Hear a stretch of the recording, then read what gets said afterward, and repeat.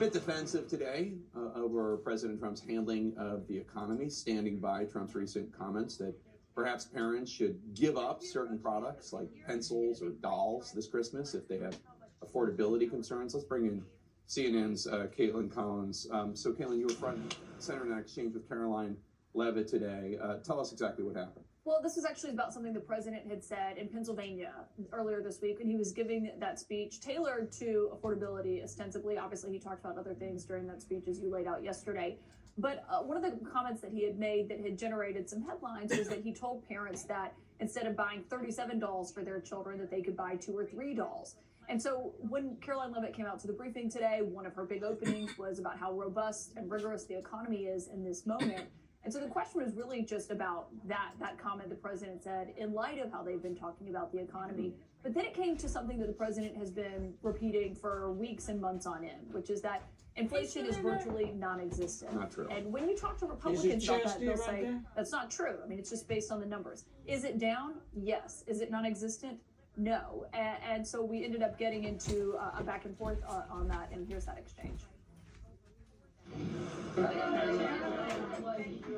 As you know, and grocery prices have been up. So we've covered the economy, but there's mixed signals in terms of what that looks like.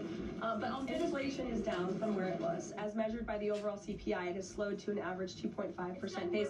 This is down from what the president inherited. The president inherited 2.9% in January. Today it's at about 2.5%. So we're trending in the right direction with more to come. And I would remind you, when President Trump left office in his first term, inflation was 1.7%. And the previous administration jacked it up to a record high 9%.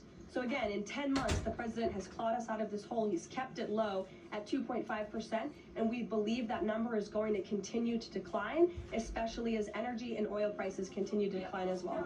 Maybe it wasn't high under Biden. They're just saying it's not. Well, nobody reported on it being high under Biden. My predecessor was standing at this podium, but now you want to ask me a lot of questions about it, which I'm happy to answer.